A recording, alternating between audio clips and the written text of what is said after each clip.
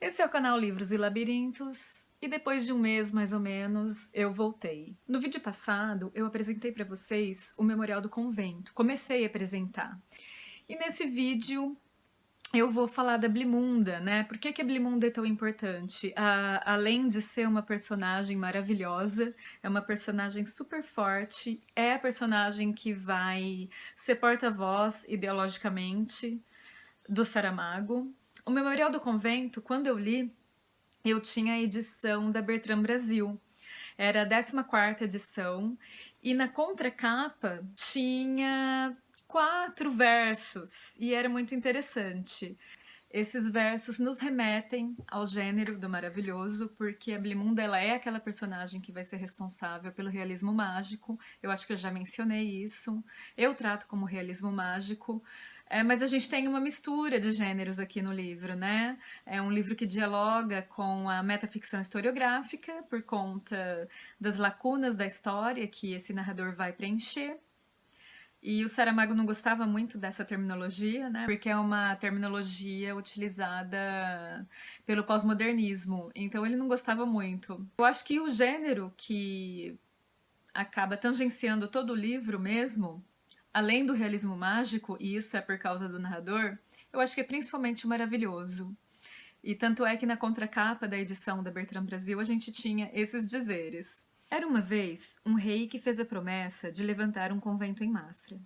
Era uma vez a gente que construiu esse convento. Era uma vez um soldado maneta e uma mulher que tinha poderes. Era uma vez um padre que queria voar e morreu doido. Era uma vez. Então é um livro que vai dizer o quão importante é a liberdade, a vontade e o desejo de liberdade do homem. Vai falar sobre o amor. E também é o perigo que o ser humano corre, sempre correu, e hoje, muito mais, de perder a liberdade. Né? E no caso aqui, o que representa essa impossibilidade de liberdade é a Inquisição. Então, a gente tem lá a narração, né, dessa procissão que vai até o Alto de Fé, tá acontecendo um Alto de Fé, é muito importante prestar atenção. E ali o narrador tá mostrando para o leitor os sentenciados, né, aqueles que estão condenados ao santo ofício. Alguns são degredados, outros são presos, outros são mortos na fogueira.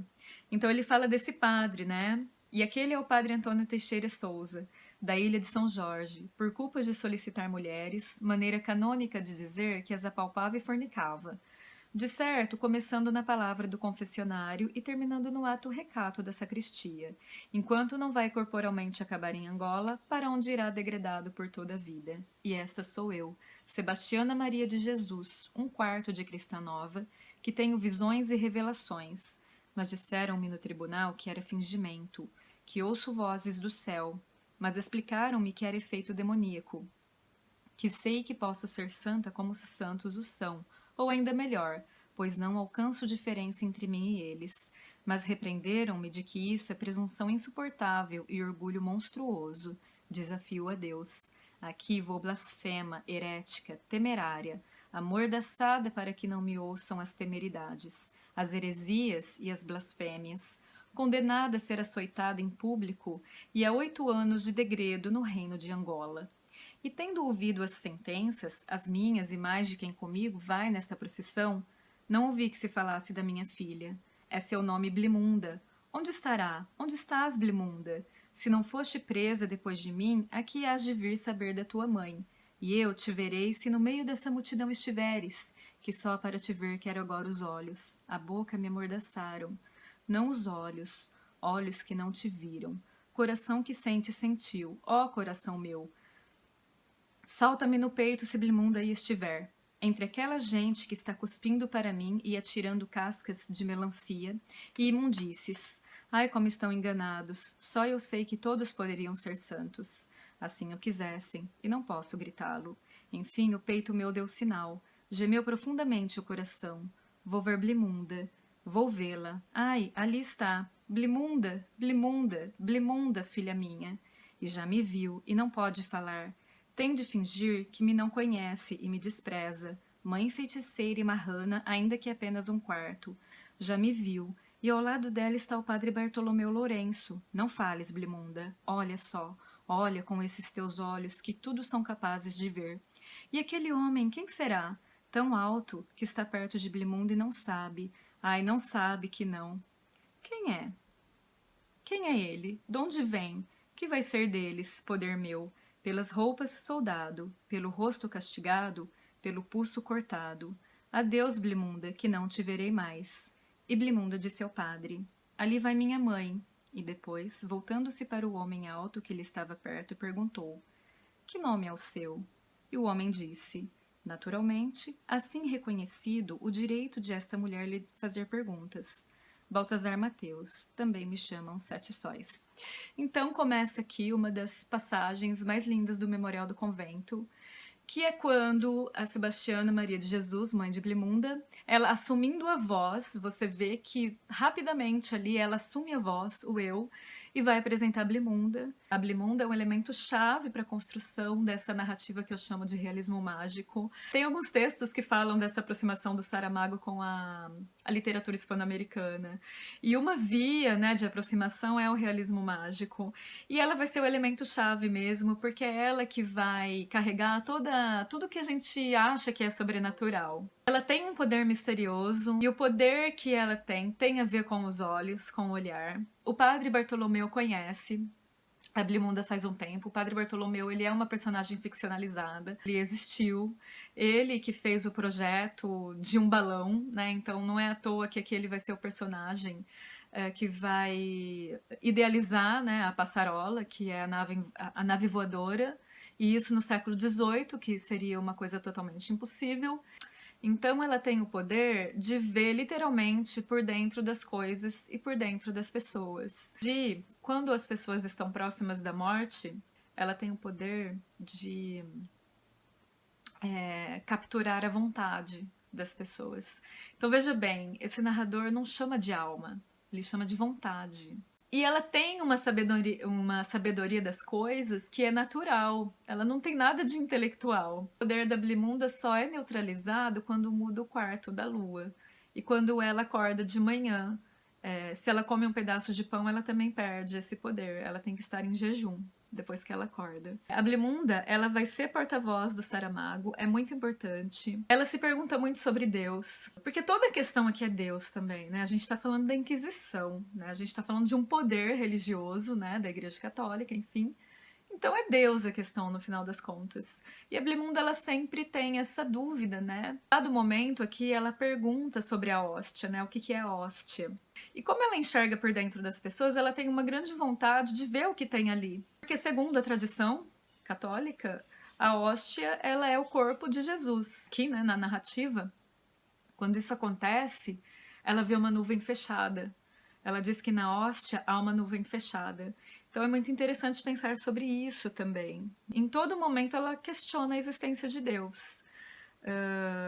E ela é herética aqui não por ser judia, no caso, mas é porque ela faz questionamentos que para aquele contexto ali eram inadmissíveis. Para ela cria valores novos que naquele contexto não cabiam. Por isso que ela é herética, porque os valores que ela toma para si, e isso você percebe no discurso da Blimunda, que na verdade é o discurso do José Saramago, e aí naquele contexto do século XVIII, esse discurso ele subverte toda a ordem das coisas, porque é um tempo de muita limitação. É tão curioso, né? Porque dá a impressão que a gente está voltando para esse tempo de muita limitação novamente. E aí, pela voz de Blimunda, o Saramago ele consegue exteriorizar toda a sua descrença. A descrença nos santos, a descrença no pecado, a descrença na culpa que, como cristãos, nós somos ensinados a carregar pela vida. E o que fica mais evidente, e é incrível, eu adoro, né, quando você chega a essa conclusão e a Blimunda, ela verbaliza isso, é a crença que ele tem no ser humano. Sempre ouvi dizer que os santos são necessários à nossa salvação. Eles não se salvaram. Quem te disse tal? É o que eu sinto dentro de mim. Que sentes tu dentro de ti? Que ninguém se salva, que ninguém se perde. É pecado pensar assim. O pecado não existe, só a morte e vida. A vida está antes da morte. Enganas-te, Baltazar, a morte vem antes da vida. Morreu quem fomos, nasce quem somos. Por isso é que não morremos de vez. E quando vamos para debaixo da terra? E quando Francisco Marques fica esmagado sob o carro da pedra? Não será isso morte sem recurso? Se estamos falando dele, nasce Francisco Marques. Mas ele não o sabe, tal como nós não sabemos bastante quem somos, e apesar disso estamos vivos. Blemunda, onde foi que aprendestes essas coisas? Tive de olhos abertos na barriga da minha mãe. Lá havia tudo.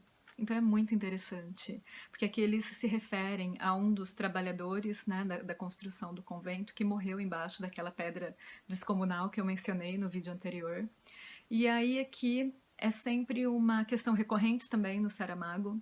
Enquanto a memória, não a morte, na verdade, né? Enquanto nós nos remetemos a alguém, pensamos em alguém, esse alguém continua a existir. Então, para completar essa construção de personagem, né, e a gente pensa numa trindade que vai predominar nesse romance, tem o padre Bartolomeu, né, de Gusmão. Então ele ficcionaliza uma pessoa que existiu, né? A gente chama de personagem histórica essa aqui. Ele vai ser responsável mesmo pela idealização da passarola ou máquina voadora. E nesse contexto representa a maior obra, né, de inventividade. O dom da Blimunda ele vai ser imprescindível para que essa máquina voe, porque ela precisa resgatar, ela precisa capturar a vontade das pessoas, e a vontade das pessoas elas vão ser presas em vidros com éter, que o padre Bartolomeu traz da Holanda. O apelido dele é o voador também. Graças a essa junção, né, desses vidros com éter e da vontade das pessoas, a máquina vai voar. A Blimunda ela precisa de 2.000 vontades humanas. Coincidentemente, em Portugal, né, em Lisboa, há uma epidemia e muitas pessoas morrem. E Blimunda aproveita essa epidemia para recolher as vontades das pessoas que estão morrendo. Então ela vai andando pelos vilarejos, ela vai andando, né, pelas ruas e entrando nas casas das pessoas que estão morrendo, e ela consegue colher as 2.000 vontades. Só que ela fica tão exausta, né? É tão intenso o que acontece que ela cai num sono profundo. É um sono quase mortal. Ela é salva pela música. Então o Saramago também ele tem essa relação com a música desde os primeiros romances, desde das primeiras narrativas que ele vai escrever. É muito interessante, porque aí entra mais uma personagem aqui que vai fazer uma participação rápida. É uma personagem histórica, ele existiu. É o Domenico Scarlatti, ele é um italiano e ele foi professor, ele ensinava cravo para a infanta. Ele sempre visitava o casal e quando ele viu que a Blimunda estava quase morrendo, ele levou o cravo. Foi super difícil, eles levaram às escondidas pro lugar onde o Baltazar e a Blimunda ficavam ali. Aí ele sempre ia lá visitar e ele sempre tocava. E aos poucos a Blimunda foi sendo salva, ela foi sendo trazida de volta desse sono profundo pela música. Então ela acorda desse sono profundo, eles voam na passarola e é muito legal, assim, quando eles descrevem o voo, o primeiro voo, né, na terra e tal. E aí depois que acontece esse voo, a máquina eles escondem num lugar que chama Monte Junto. E aí acontece todo aquele recrutamento também, né, para construir o convento às pressas, né, porque o Dom João V, ele quer que a sagração seja num domingo, quando é aniversário dele, isso acho que é 22 de outubro, e aí eles têm, né, ele tem 2 anos para terminar a construção e fazer a consagração. Baltazar vai, né, para esse recrutamento, mas um dia que ele vai lá sozinho, sem a Blimunda, ele tropeça e aí ele tira o pano que escondia a passarola e o sol bate nas esferas de vidro, né? Porque tem a questão com o sol ali, com a luz bater nas esferas. E de repente ela voa e ele vai junto, né? E é desesperador, minha gente, porque aí depois desse dia, Blimunda não vai ver mais Baltazar. E a partir de agora, total spoiler mesmo, né? Quando você nunca leu o Memorial do Convento, você não espera o que vai acontecer, sabe? Depois que você vai percebendo, né, a construção, aquela coisa de ser uma narrativa circular, sabe? Um acontecimento que tá lá no início do livro, Ele vai se repetir no final, mas de uma maneira modificada, né? Porque na verdade é um ciclo. E aí a partir de agora vai ser spoiler total, tá?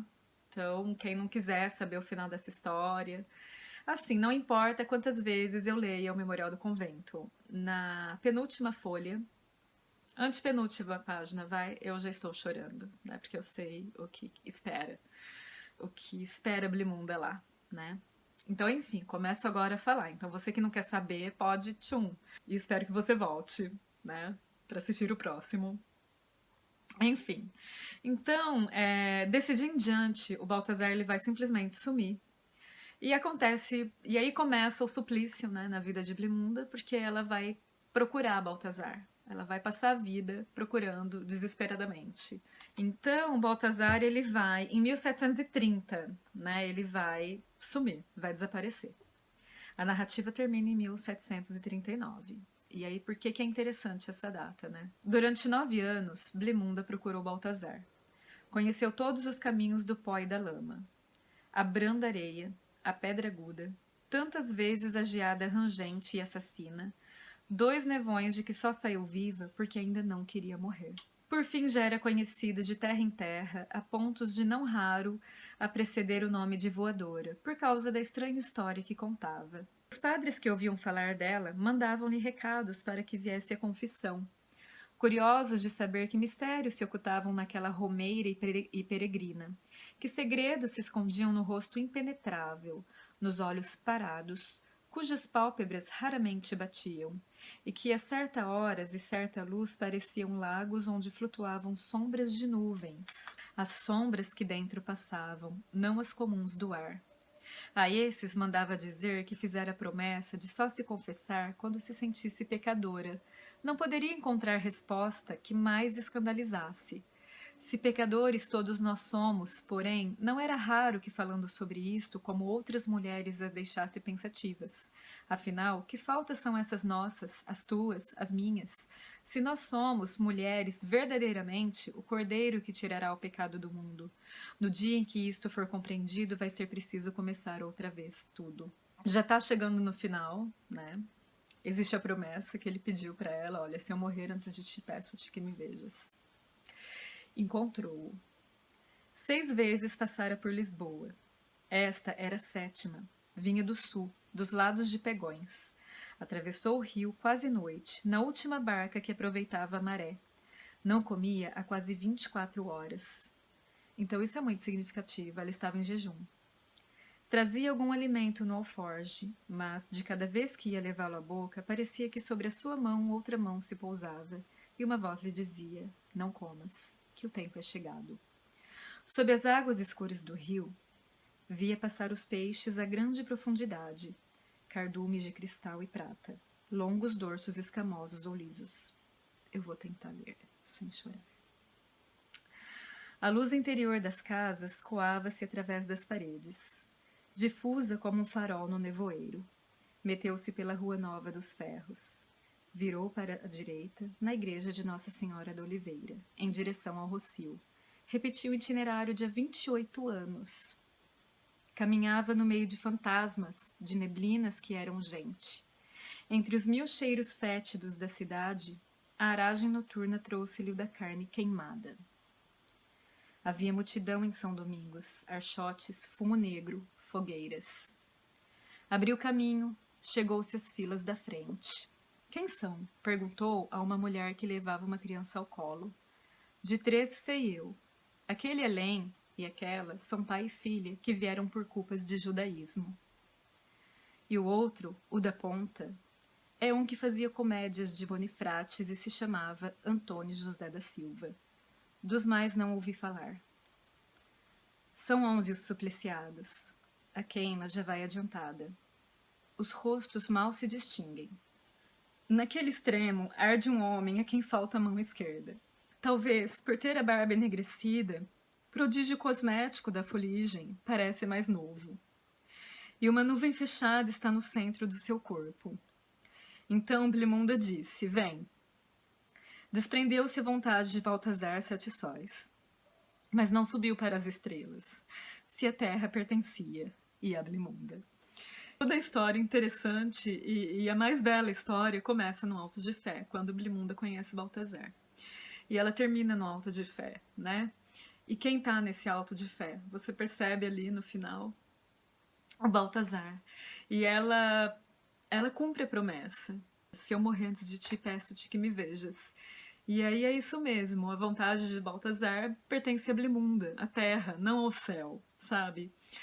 Aqui a gente tem uma confirmação do que o Saramago fala numa das crônicas deles, que o homem ele tem que ter os pés no chão, sabe? Que enquanto ele não perceber que o importante é ele se olhar, se ver como ser humano, ver que como seres humanos nós precisamos um dos outros, sabe? Então ele confirma isso aqui. É maravilhoso, sabe, o Memorial do Convento, pra gente pensar tanto nas monstruosidades do ser humano, quanto nas maravilhas, né? O ser humano ele é capaz de maravilhas também.